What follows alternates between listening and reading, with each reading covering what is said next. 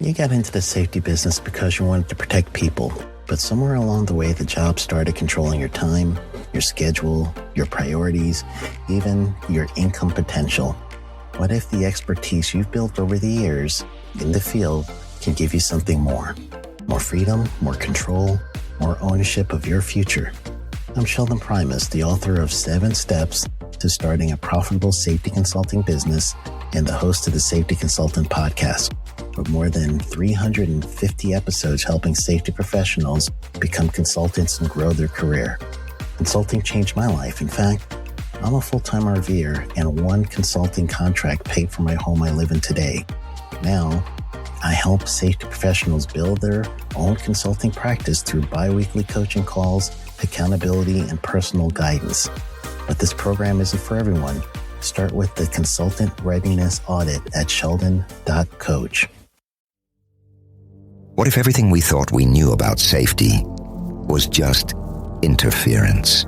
From the host of the Rated R Safety Show and the founder of Safety FM comes the complete Signal Transmission Trilogy, now available in one powerful edition. Safety, in my opinion, the book that started the conversation. Safety Mutation, where the boundaries of culture, systems, and belief begin to break. And now, Safety Transmission, the final piece of the signal. For the first time, all 3 books are together in one volume. The Signal Transmission Trilogy, Complete Edition. This isn't just about compliance. It's about consciousness. It's about decoding the way we think, lead, and live, inside and outside the system. Whether you've been following the signal since the beginning or you're just now tuning in, this is the version to own. Search Signal Trilogy on Amazon or visit safetyfm.com to get your copy now.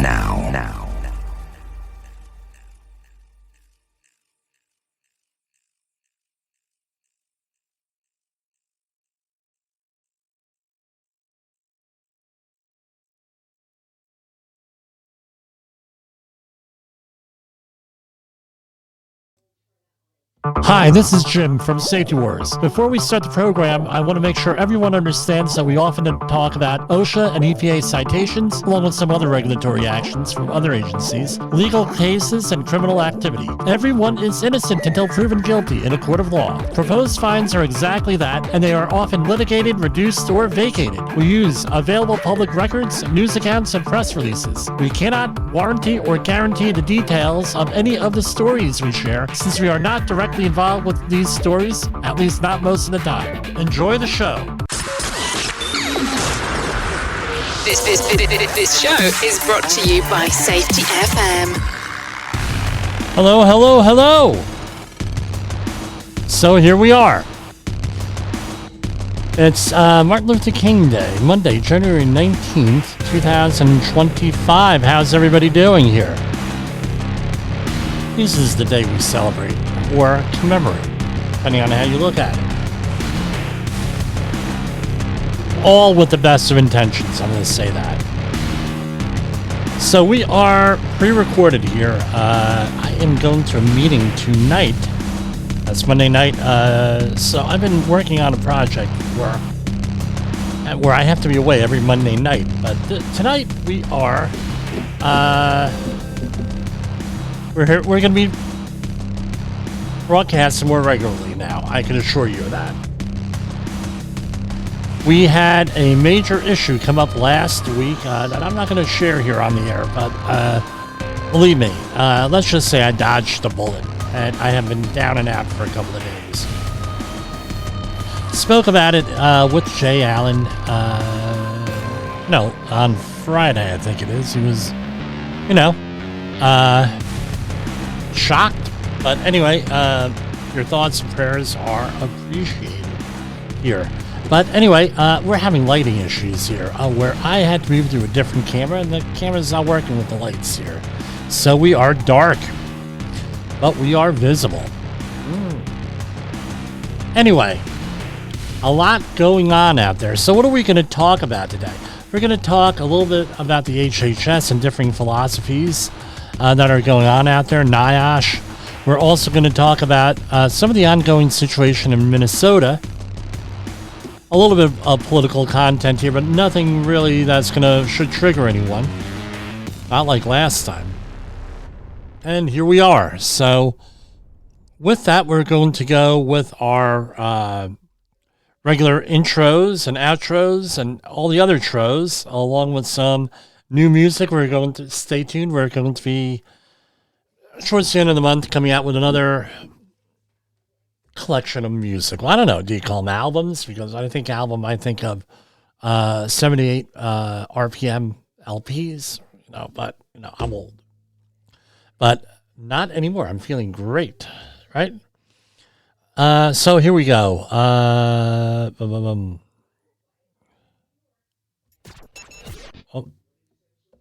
Warning. The following broadcast. So I think we did the warning. We're going to do the warning again. Content, frank safety discussions, and stories that might sound unbelievable. But believe me, every one of those stories is true. We didn't start the safety war, but we are going to fight to win it. For our families, for our communities, for our workplaces, and for our lives.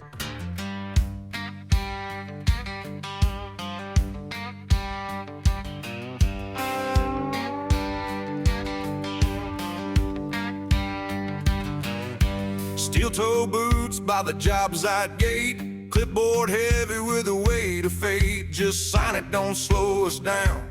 Don't make waves, don't shut it down. But I've seen the blood on the ground, I've read the names on the reports when they were passed around. A hard hat crack tells the truth, no lie. Somebody rushed, somebody waved it by. They call us overhead, call us a cost, but they never count what a life would have cost. Safety professionals, get off your knees. We weren't hired to beg, we were hired to lead. No more rubber stamps, no silent pleas. This job was built on accountability. Stand up straight, say what you see.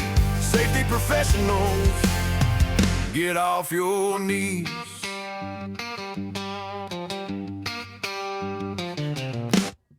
And that was Safety Warriors and Safety Warriors and other safety professionals. Get off your knees. That's our theme for 2026, getting off our knees. We were not out there begging. We were not out there to sit on our dupas. We were not out there doing whatever. We're out there to lead. We're out there to save lives. When we don't do our job, when we're not persuasive, when we don't know our craft, we're not unable to do our job, and people are going to die. It's really, people are going to get hurt. I'm not saying going out there and antagonize people, because I tell you what, in the very near future, I'm going to be working with a company on a project that has a reputation of antagonizing people. I mean, this was the company that was employed a rodeo clown and a carpenter's apprentice to run a $150 million project for health and safety, and they were coming out with outlandish rules. And then a couple years later, I was on a project, and you know how every project has its own T-shirt sometimes and stuff. Well, I have that T-shirt on that different project, 500 miles away. Someone comes up to me and says, Jimmy, are they working here? Do you work for them? I said, no. They said, take off the T-shirt. Don't wear it again. Because there's people here that want to kill people from that company. So really? And I said, who were they? What? And they named the entire management staff of where I was working with them. And it was pretty amazing that several years later, as Brett Sutton had said, I got to read some stuff here. So as Brett Sutton had said, those people were psychologically damaged from working with them.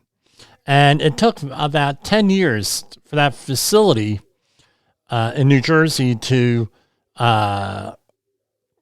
recover culturally from the damage that they did, the antagonism, the bad will, the setups, the everything else. I mean, and then what happened? We recovered, and then they got a whole new batch of people like that, and then went right down the toilet again. And right about that time, the project I was working on had finished, and we had moved on to brighter passages, greener passages, right? And then we started doing this thing here on Safety FM here, Safety Wars. So what's my point here? You got to get off your knees. Now, learn your craft, learn how to talk to people, learn how to relate to people, and everything else. Learn the system, learn to manage people, learn to manage yourself, number one, and go out and be a proponent of safety, be a proponent of the company. Obviously, they're paying your bills, but no, explain to them it's important to work safely. It's important, with that, to work safely, to prevent accidents, prevent injuries for all different types of things, because now it's cheaper to do business.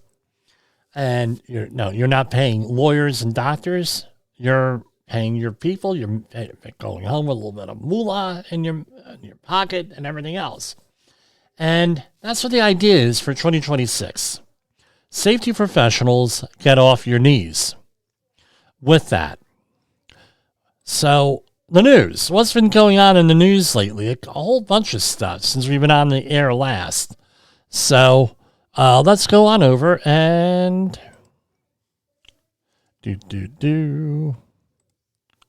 So this is what happened. You're going to love this one.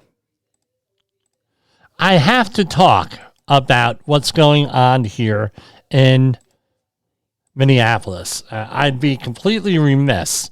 The whole country is coming apart, it seems, on a certain level here.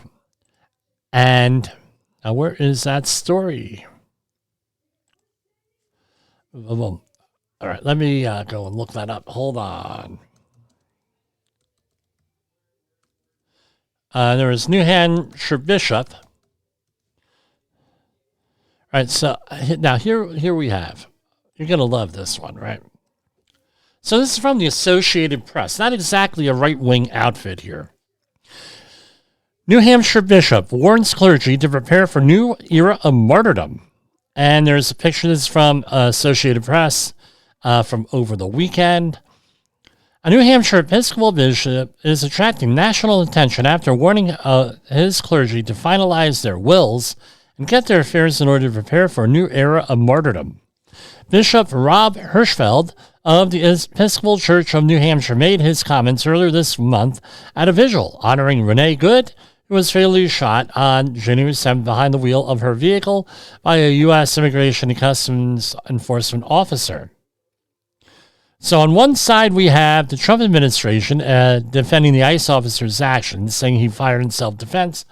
You can look at the video yourself. I have my own opinions on it. While sitting in front of Good's vehicle as it began to move forward. That explanation has been panned by Minneapolis Mayor Jacob Free, Minnesota Governor Tim Walz, and others based on videos of the confrontation. Let me point out that both Department of Homeland Security and others and private individuals have released videos. It wasn't just, other people releasing videos. And they, the way this is written and framed, it could be interpreted that the Trump administration did not release videos or anything like that with this, right? But that's not the way it happened here. Hirschfeld, the minister, the bishop's speech cited several historical clergy members who have risked their lives to protect others, including mentioning New Hampshire seminary student Jonathan Daniels, who was shot and killed by a sheriff's deputy in Alabama while shielding a young black civil rights activist, 1965. I find it bizarre. I really do find it bizarre that they wouldn't mention the most, I don't want to say famous, but the most well-known civil rights leader that was, that had violence done on him, who was assassinated. Who could that be? Who could that, I don't know, who could that be, huh? Can we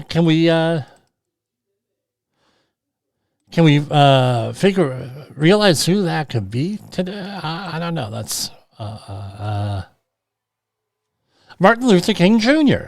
So I find it bizarre that someone would say this on the 2 days before we commemorate Martin Luther King's life and his work on today is Monday, January 19th, but they have a whole thing here about martyrs and Christian martyrs, and they don't mention the most well-known Christian martyr in United States history, which was Martin Luther King Jr. I just find it outright bizarre with that. Right? I hope, I don't know. I've asked them to get their affairs in order to make sure they have their wills written and everything else. So I'm going to tell you what, and I've been saying this all along. The people who go out there and who rile people up. So, for example, somebody who, during the good incident for Miss Good, who said, "Drive, baby, drive." She's not really facing any consequences here, at least not yet, for you saying that, egging someone on, or as we say up here, or instigating the incident, helping that. And I'm sure when somebody pulls a gun out on you and you're Miss Good, now maybe the right thing to say was stop the car, put it in park, and since this was like a 2008 Honda Pilot, right? I don't believe that they had, I think they still had keys. No, take the keys out of the ignition, put it on the dashboard, put your hands up. Something like that. You don't, drive, baby, drive. So here we have this guy here, Hirschfeld, saying, you got to go out there and risk your lives, and this is going to be, right? And with that, and expect to get killed. My question is this. Is Hirschfeld going to go out there? My question is Hirschfeld going to go out there and risk his life here? That's my question, because apparently his flock, the people if he's bishop, these are the people who he's immediately supervises, will go out there. What the hell ever happened to blessed are the peacemakers, Bishop? For they shall be called sons of God. Whatever happened to that? Martin Luther King risked his life to save other lives here. Risked his life to accomplish a mission. What's your mission? That's my question for you. What's your mission? To go and rile people up and everything? What about the calls for peace? How about a forum for understand? Why is the first weapon in your arsenal confrontation? What are you trying to prove? Maybe how's this? How's this for an idea? If you're a bishop, you're pretty high up in the Anglican Church, it's my understanding. And let's talk about the Evangelical Lutheran Church in America, one of the largest Protestant organizations, churches, denominations. Why aren't you going out there and calling up for some type of, hey, let's have a conference, let's have a dialogue with ICE. Let's see what we could do here rather than confrontation. Making a wholesome effort here. Now that happens, right, on Sunday. What also happens on Sunday? Well, that happened when did that happen? It was reported on Sunday, but okay, great. Now here we have DOJ probing protesters group that disrupted services at a church with an ICE pastor. This is from CBS News. Now, I'll point out on this. As of this broadcast, that hasn't been proven whether there was a minister that had a broadcast, that had a ICE, a member of ICE or not, employed by ICE or not. That hasn't been proven one way or another.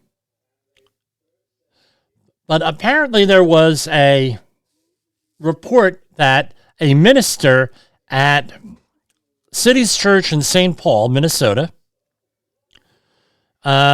is in ICE or employed by ICE in some way. So they were allegedly, and I haven't seen the videos here, and there are videos. There are videos of several dozen people, right? So this is a live stream video posted on the Facebook page of Black Lives Matter Minnesota.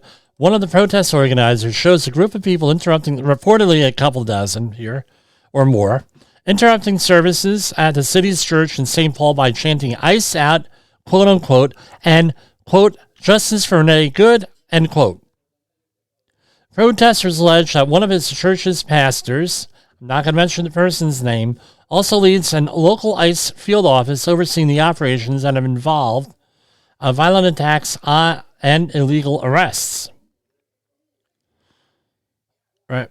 So this is from Deputy Justice Department Assistant Attorney General Harmeet Dillon.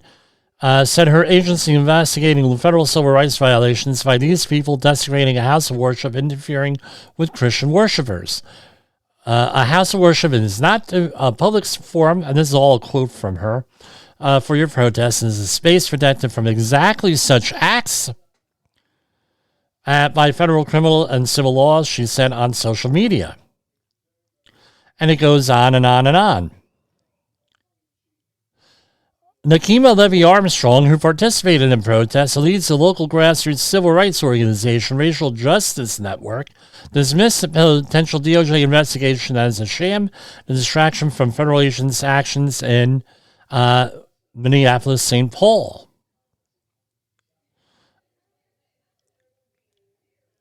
So where is this? According to the website, there is a person with a name who shares a name. It might be the same person. Don't know. Don't have enough information here.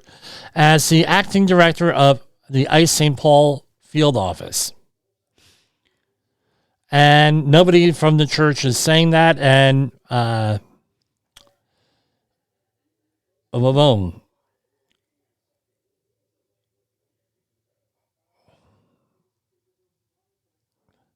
And, you know, you can watch news what's going on there. Again,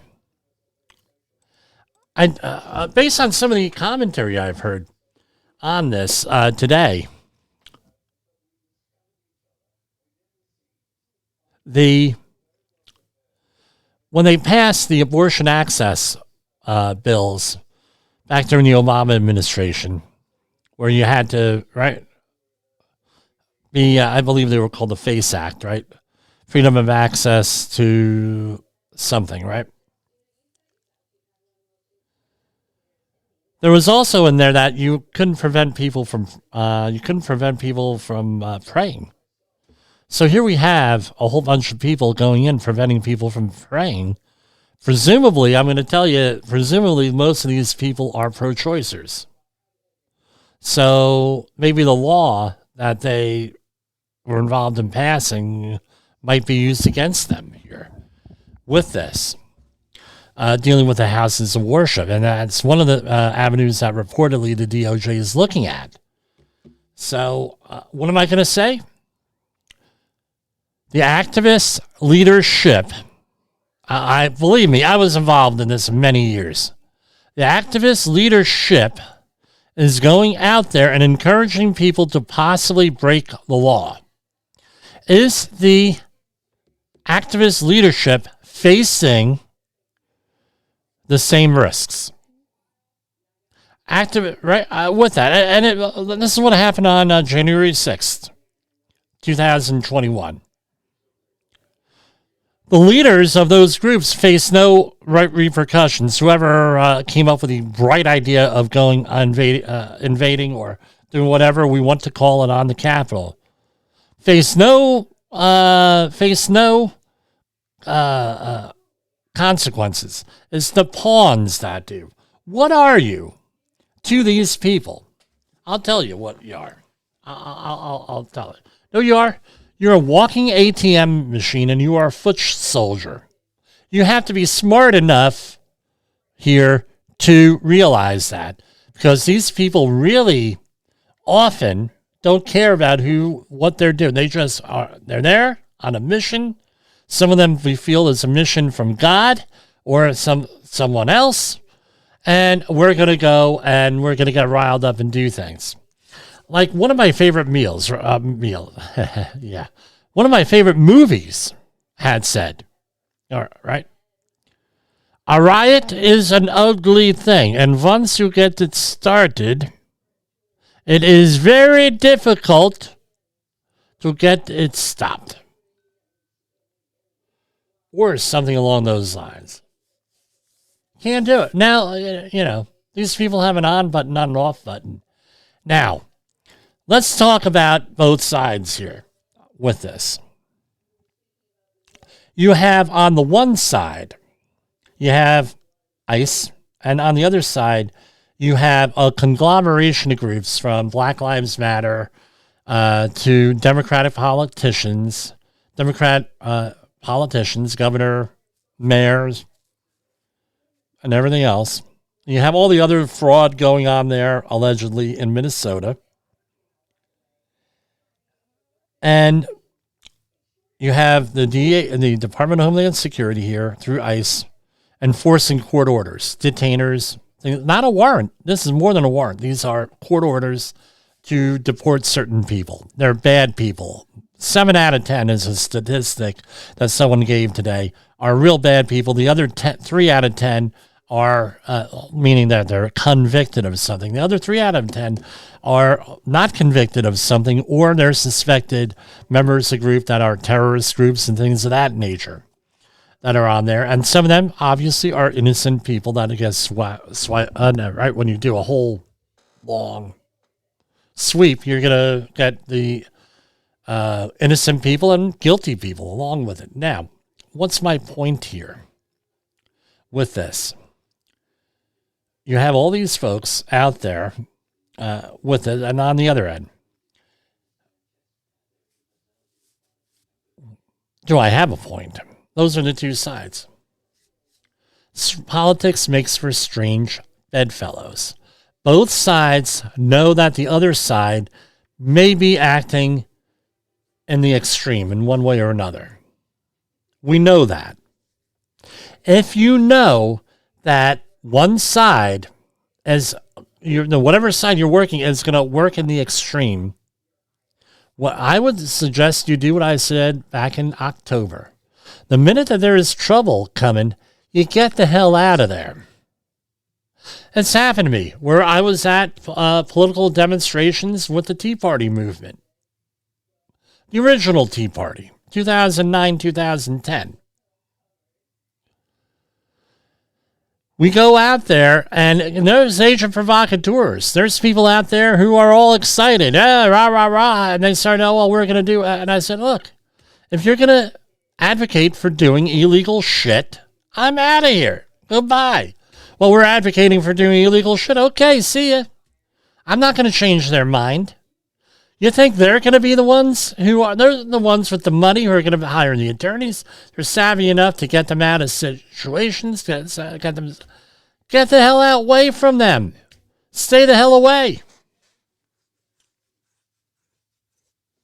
It's just like the tax protest movement.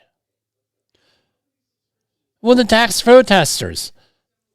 You know that the government treats tax protesters worse than murderers? Don't believe me? Look up the name Irwin Schiff. Go ahead. There was a movie in early 2010s, late 2009s the name escapes me. It was on tax. Aaron Russo was the star of it. It was a documentary. He was dying of cancer. Aaron Russo.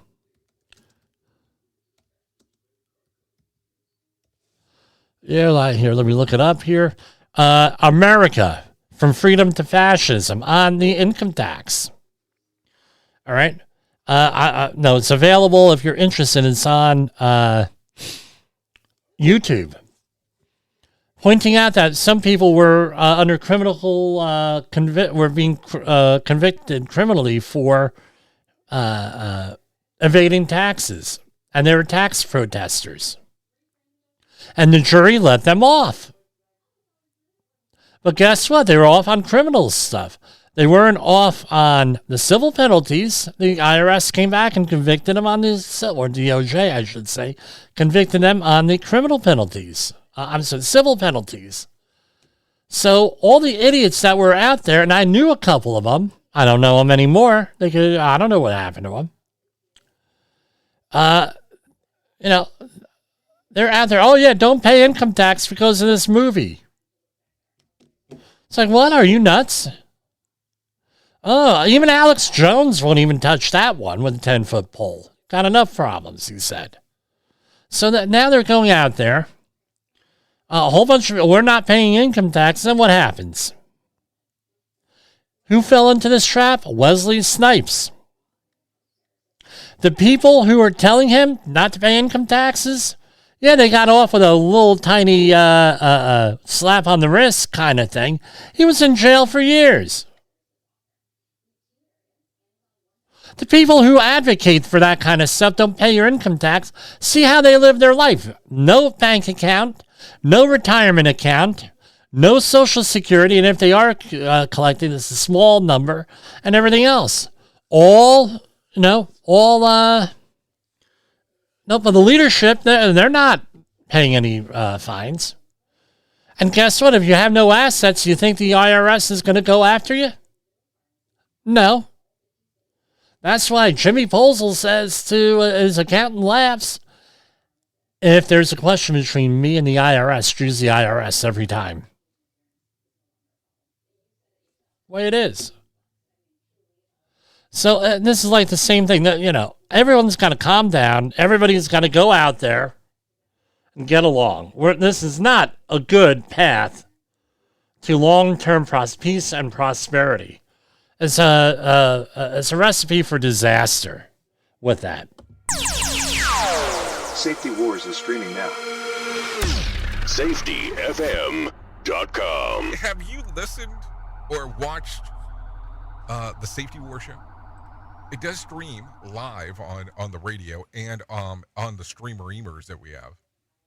So if you have not taken a listen to Jim Posel and what the hell he's doing every evening with Safety Wars, I would strongly encourage you to take a view or take a listen, whichever option is available for you, and take a listen to what the hell he has going on.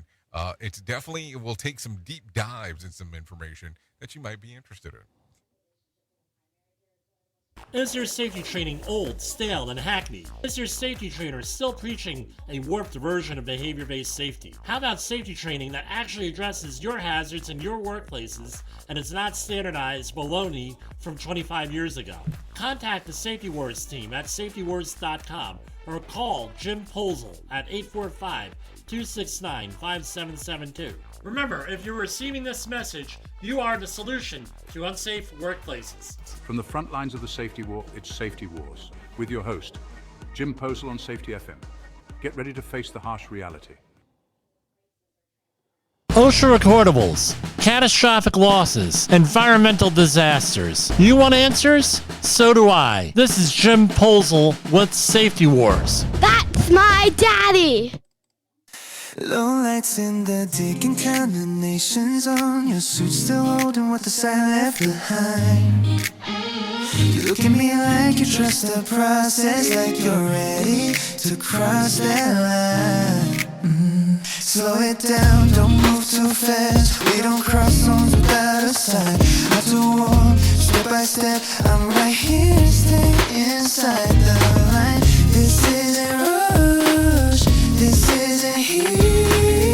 It's steady hands, knowing when not to be. Did I need you to come tonight? Before we leave this place behind. Need you to come tonight. Clean skin, clear, control time. Don't wanna carry this past the gate. Don't wanna trace on you or me. I need you to come tonight. The way 1910.20 says it should be.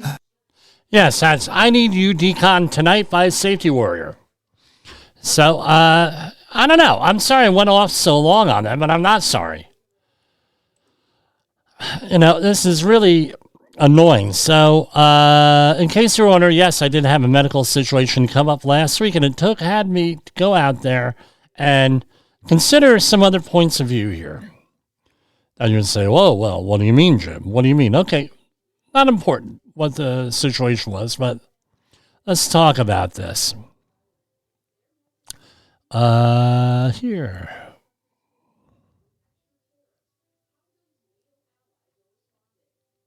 Boom.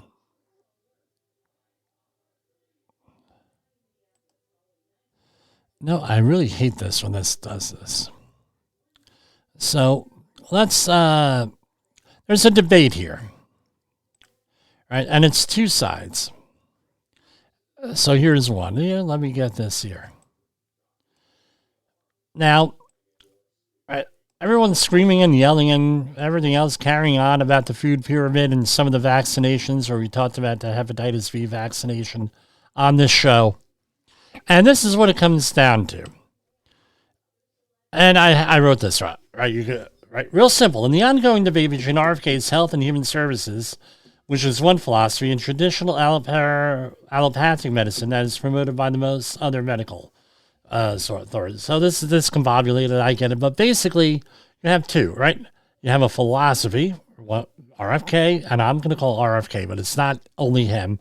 It's not everybody in the wellness camp. And then you have the traditional allopathic medicine.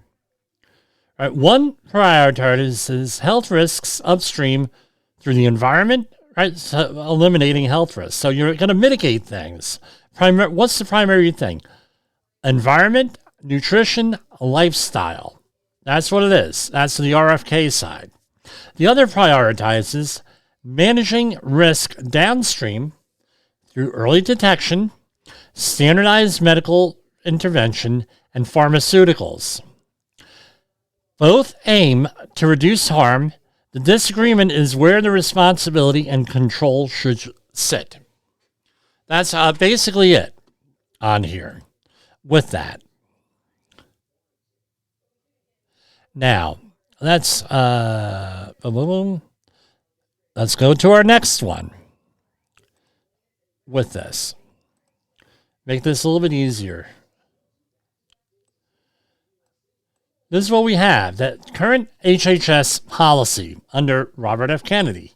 We're going to eliminate hazards through clean environments, nutrition, and lifestyle. Medicine is still important, but it is the last line of defense. Success is fewer people needing treatment in the first place. You want to piss off your doctor? Yeah, I'll tell you how you're going to piss off your doctor. Let's say you're going in for a chronic health condition. Pick it. Doesn't matter. And you say, have you ever cured anybody with that situation?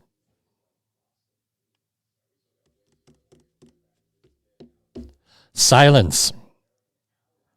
Well, you don't understand. You have a chronic health situation. You have to go about it all the time and be managing it all the time and take the pills. Take the shot.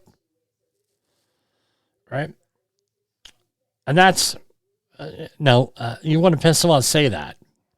When you have a chronic health condition, guess what? Your environment, nutrition, and lifestyle failed, maybe genetics with that, because you don't have the genetics for whatever reason. My heart disease is perfect example here, where a lot of it is genetic.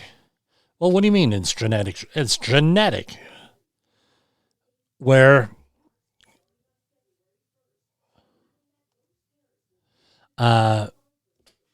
now, regardless of what you do, no matter what you do, you're still going to get it. The doctor, I believe his name is Dr. Robert Sheehan. My father was a follower of his back in the 1970s when the whole jogging and running craze went through the whole country. My father got involved with it, ran 5 marathons. Perfect health and everything else. He had a genetic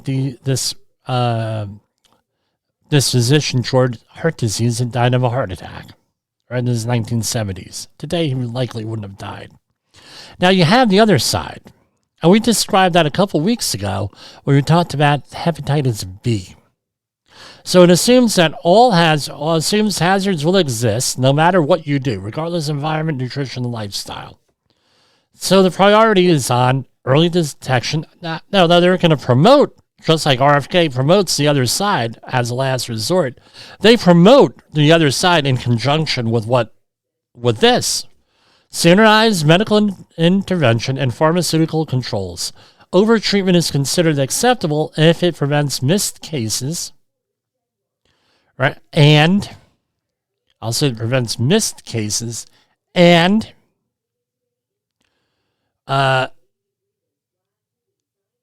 with that, not only missed, but high risk. So, for example, hepatitis B, if you're an immigrant population, if you're living in an unsanitary condition, and some other factors, chances are you're at higher risk for hepatitis B and other forms of hepatitis. So what they try to do is they encourage, and you could check with your own doctor on this. I'm not giving you medical advice. I'm just stating as I know it what either side is. And I don't believe any other news show podcast is really doing that. Unless they're talking debates and then people argue. So this is my genuine effort as a truth seeker here on both sides, how to describe them. So, no, the thing is, if people do not get the hepatitis B vaccination as a childhood, as a newborn, they're not going to get it, chances are, and there's going to be an increase for hepatitis B, and the government has had a policy since late 1980s, and the early 1990s to go and eradicate hepatitis B. That's why we have under the bloodborne pathogen standard, where if someone requests a hepatitis B vaccination, if it applies to them, then they get the shot.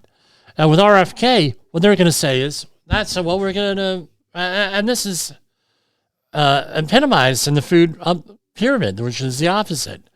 Clean living and nutrition and lifestyle. And there we have it.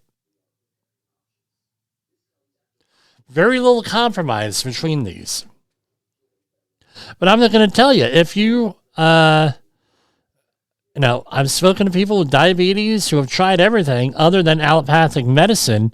Guess what? They can't manage it eventually, maybe in the short term. So they end up going there.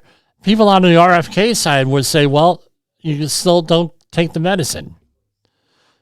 I had people who in my life that were no longer in my life that had that, and with dire consequences for everybody involved. So those are the two extremes. I wanted to get that out here with this. Here's some more commentary, but with that. So, okay, now, yes, we're going to get to the news. Because now we have HHS news. So if we recall at the beginning of the second Trump administration, hundreds of laid-off researchers at U.S. Workplace Safety Center are being reinstated. Federal officials are reinstating hundreds of U.S. health workers who were laid off last year from a small health agency that aims to protect workers. In April, President Donald Trump's administration gutted the National Institute for Occupational Safety and Health, NIOSH, part of the Centers for Disease Control, where scientists, engineers, and others conduct research and recommend ways to prevent work-related injury, illnesses, and disabilities and deaths. So what do they do? So OSHA is enforcement, NIOSH is research. Just like the Chemical Safety Board, it also does the research. Government officials laid off close to 900 of NIOSH's 1,000 employees. Layoffs are part of the Republican president's remaking the federal workforce, led by then advisor Elon Musk and the Department of Government Efficiency, DOGE. But they drew harsh rebukes from firefighters, coal miners, medical equipment manufacturers, and a range of others. So basically, NIOSH does approve respirators. And where is this? Story by Mike Stobe, S-T-O-B-B-E. This one is from the Associated Press. Some employees brought back last year amid legal challenges and political pressure, including those who staffed the health monitoring program for miners in West Virginia, but now all the terminations have been rescinded. according to the American Federation of Government Employees, AFGA, and which represents workers at NIOSH and parts of the CDC. The administration's attempt to lay off nearly every NIOSH worker was shameful and illegal, considering that much of NIOSH's work is required by law. The U.S., according to the President Everett Kelly, a U.S. Department of Health and Human Services spokesman on Wednesday confirmed that laid-off NIOSH employees were to be reinstated.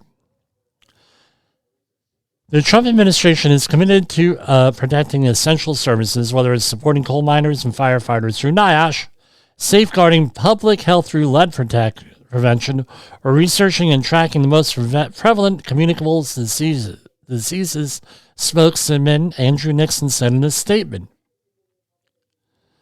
So here we have, it is likely, NIOSH should not say they'll give any reasons or how many people are coming back, but it's likely that many have moved on and won't be returning, said Michael Barash, an attorney who represents 9/11 survivors and their families, says help clients enroll in the NIOSH World Trade Center health program that provides medical monitoring and treatment. He described the NIOSH layoffs and their impact as horrifying. More agency workers may be coming back now, but layoffs last year delayed diagnosis and treatment, and it's likely that people have died because of these cuts.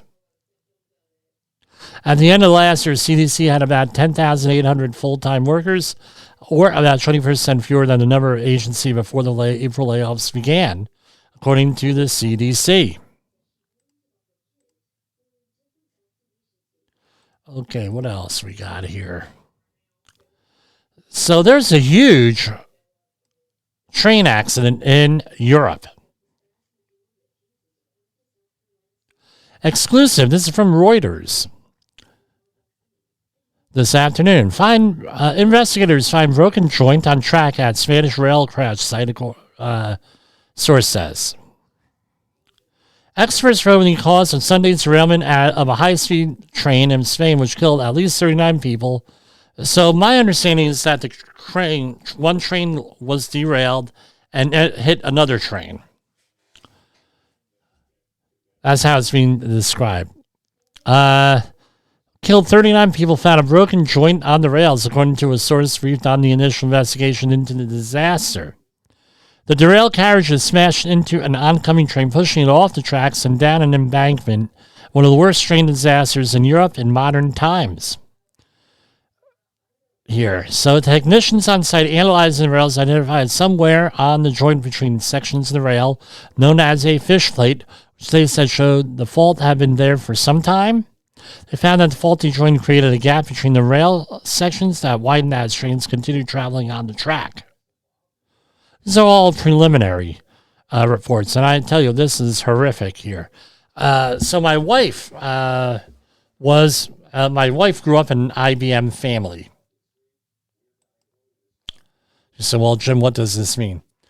So my father-in-law, who lives with us, used to love going down to Disney. So IBM had back in the day, companies had all different types of trips for people who worked for a large company. So, for example, Western Electric had, and out of Kearney, New Jersey, they had all different types of clubs inside the organization that would meet there during lunch hour and breaks, and maybe via mail. So, for example, when their members were not being admitted into yacht clubs, they decided to form the Western Electric Yacht Club, Kearney Yacht Club. And they had everything there, all the offices, a real organization. They issued cards. So now people who are into boating, like my father, could go to any yacht club. They would honor that, no reciprocity, that sort of thing. And what ended up happening was, he got when the plan closed, they all got lifetime memberships to the Kearney Yacht Club. So sometime in the early 2000s, we were on the boat, and my father goes into a yacht club. They're like, well, are you a member of a yacht club anywhere? Says, yeah, I'm a member of the Wicarni Yacht Club. The Wicarni Yacht Club, I haven't heard about that since 1987. And it was like, wow. But anyway, somewhere I have his membership card. What's my point here with this? So they went on a train ride down to, the companies had those for, so anyway, they went on a train ride. My wife's company, my father-in-law's company, down to Disney. And son of a bitch, the train derailed. My wife said, I'm never getting on another train in my entire life. The Amtrak train derailed. And they had pictures. They evacuated the train, and my father-in-law took pictures of them beside the derailed train. And my wife and my brother-in-law were not very happy, we'll say the least. But anyway, train derailment. It was very mayhem and everything else. Then you have towards the, we had, of course, the anniversary, the East Palestine train derailment. It's coming up. We'll cover that, and I was reading up on that. Pretty interesting stuff. So we're going to finish this off. We got, about 8 minutes here. So this is the U.S. Department of Labor announces $23 million in funding opportunity to provide support and preventative services for homeless veterans. Let's talk about this. Yeah, I'm on a roll with controversy today. So we're going to be controversial. U.S. Department of Labor announces $23 million in funding opportunity to provide support and preventative services for homeless veterans. U.S. Department of Labor today announced availability of $23 million in grant funding to support organizations working to help homeless veterans and those at risk of becoming homeless. All right. So this is good. We try to have grants and everything else. Unfortunately, I have some experience in this. Even though I'm not a veteran, I have a family member who's a veteran. I won't go into his situation, but I will go into this. The Veteran Administration does a pretty good job. Try to get someone into the VA system who was a veteran and has a medical situation, even 100% disability. Imagine it's a problem getting them in. And then once you're in, they want to get them out. And I'm going to be controversial here. There's a philosophy that we have in our society ever since the early 1970s, where it's best to get people who are in a system like this back into the community so they can interact with the community and have a much better chance of success. I don't know if that's true or not true, but from what I've seen with in the Veteran Administration system, I think that we should be questioning that philosophy.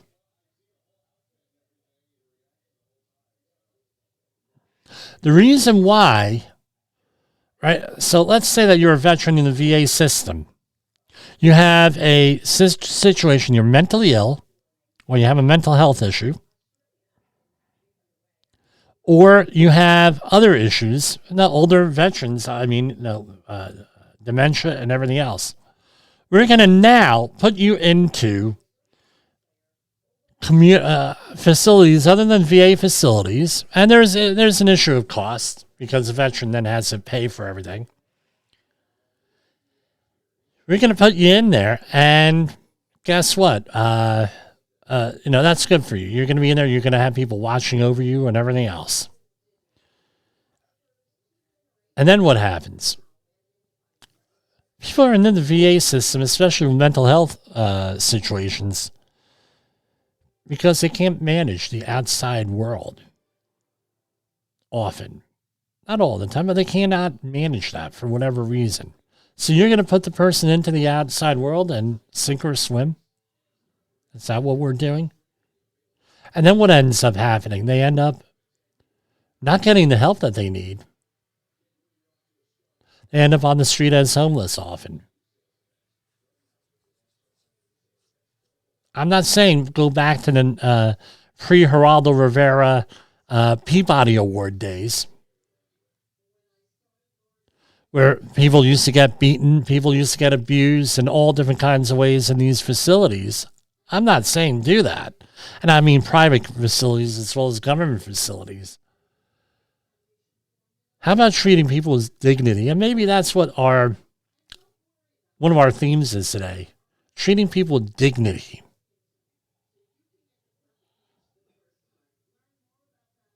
Let that sink in.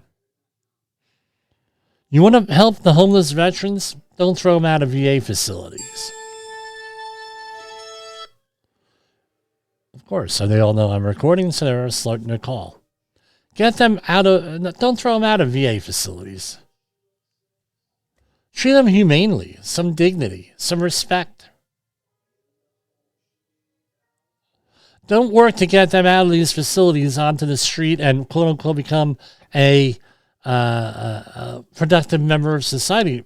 If they have the outside resources where family or close friends are going to be watching over them, rooting them on, watching them, and everything else, that's great. But a lot of these folks, that's not what they have. And a lot of them, because of their mental illness and mental health issues here, have and otherwise. I mean, I'm not saying they're all psychotic. That's not true. But they all have certain issues. A lot of these folks have broken and burned bridges to their support network out there. They have none. So that's good, where we're going to be providing money and everything else for them and grants. I said that's wonderful. Training services, we don't need all of that. But as a default, that we all have to take people out of, and by the way, I have personal experience with this, out of mental health facilities and facilities, assisted living, and let's put them into things where we get them back into the community. That may not be such a good idea, and especially if the motivation is to cut costs, which apparently a lot of these administrators, that's what their game is that we had to cut costs, and we had to show that we're curing people. And how do we show we're curing people? By getting them out of the VA facilities. Look, we're helping veterans. They're out there in the community now.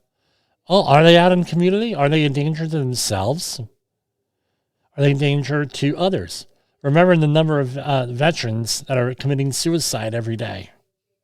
It's disgusting how we treat them in this country. They need help. They need our love. They need our help. They don't need we're going to put everybody in the Peter principle. We're going to put them in an environment where they could fail. Let's put them in an environment where they can succeed. This grant that we're talking about here that we started off with may be a way of doing this. May not be a thing. And with that, so for Safety Wars, this is Jim Posel, and I will, God willing, see you tomorrow. For Safety Wars and the Safety FM network, bye-bye.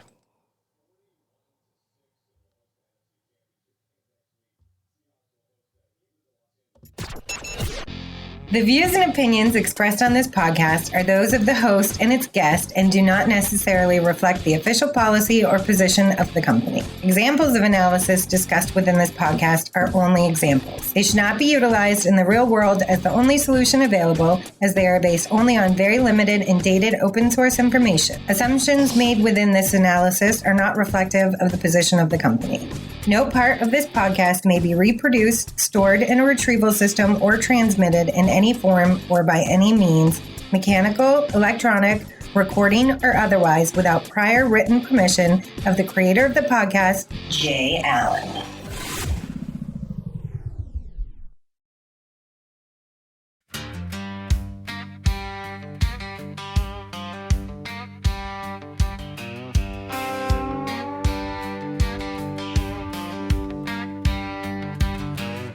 Steel-toe boots by the job site gate, clipboard heavy with the weight of fate. Just sign it, don't slow us down. Don't make waves, don't shut it down.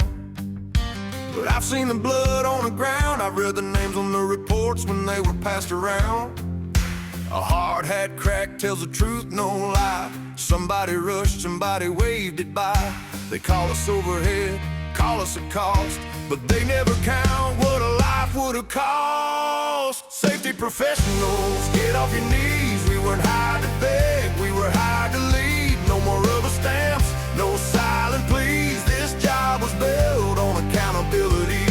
Stand up straight, say what you see. Safety professionals, get off your knees.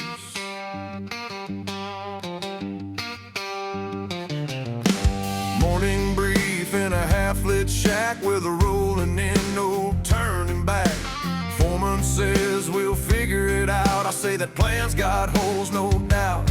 I don't answer to shortcuts or production lies. I answer to families and closed casket cries. From OSHA regulations to hard-earned scars, this ain't paperwork, it's who we are. We don't work for comfort, we work for the truth, and the truth don't bend for a deadline due. Well, safety professionals, get off your knees. We weren't hired to beg, we were hired to lead. No more rubber stamps, no silent pleas. This job was built on accountability. Stand up straight, say what you see. Safety professionals, get off your knees.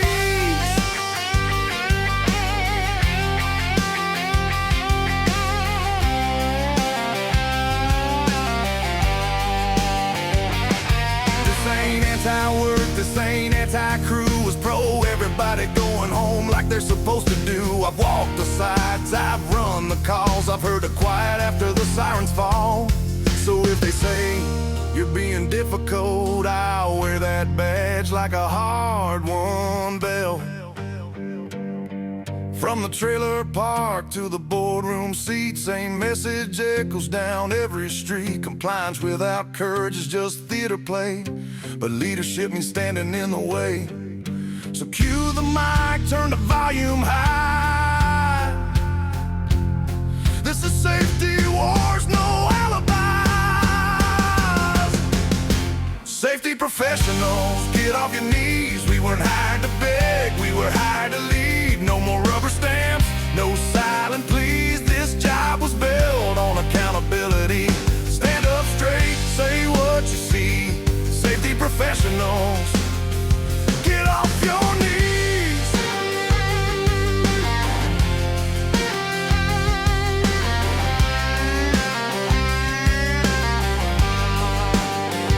Yeah, this ain't a favor, this ain't a fight. It's a line in the sand for doing it right. So boots on the ground, eyes open wide. Safety wars, stand up, don't slide.